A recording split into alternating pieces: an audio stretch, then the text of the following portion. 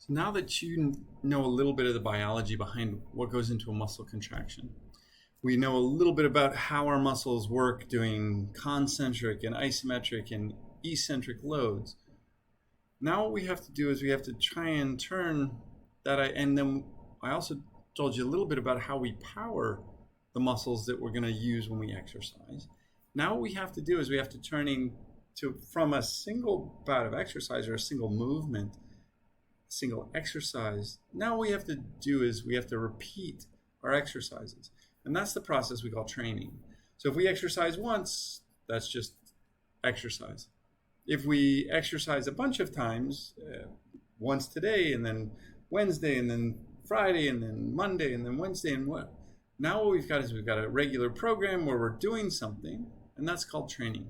And so what we're going to do today and in this series of videos is we're going to talk about the principles of training. So what are the scientific principles that underline how we train and when we train and the types of training that we do? All right, so by the end of this series of videos, you should be able to identify whether someone's healthy enough to exercise in the first place, because that's the first thing we want to do. We don't want to kill somebody who is at risk. I will give you a personal story here.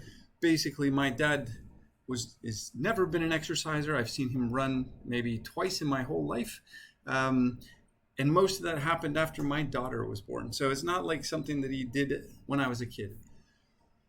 He got to the point where he's going in for a cardiac exam, and they put him onto a cardiogram. So they put on 11 electrodes onto his chest, and then they had him get onto a treadmill, and then they had him start walking, and then they're going to do this incremental test, and he gets about 30 seconds, 40 seconds into the test, and they say, "Okay, thank you, Professor Barr. Can you just sit on the chair there, and we're going to watch you for a while, and that's enough."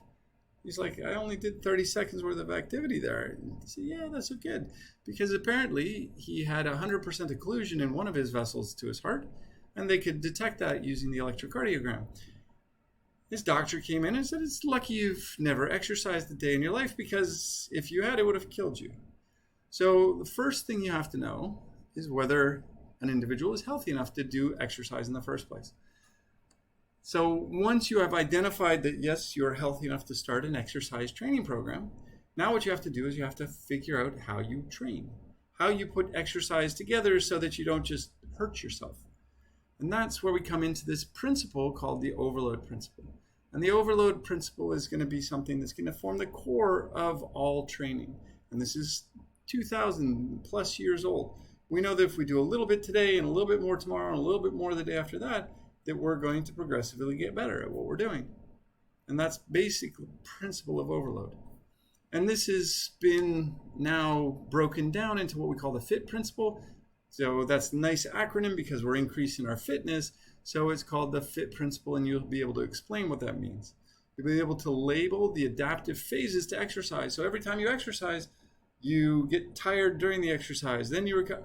All of those phases of exercise are what we're going to talk about today, so that we know when the next exercise bout should happen. You'll explain how exercise intensity affects adaptation and recovery. You'll be able to demonstrate the effect of nutrition and genetics on your frequency, intensity, and time. So the principles here. You'll be able to define overtraining and undertraining. You'll be able to explain the idea of specificity of training.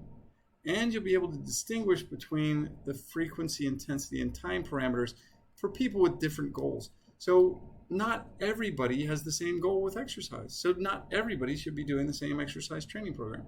So if you look out and you see, and you're a basketball player, and you say, "Oh, look, LeBron James trains 6 hours a day. I'm going to train 6 hours a day." It's not necessarily the way you do it. I don't look out and see, Eliud Kipchoge, who's a great marathoner. Whoa, he trains 20 kilometers of running in the morning, 20 kilometers running in the evening. Oh, let me go out and do that. I'm 6'2", 200 pounds. That's not going to last very long for me. Okay?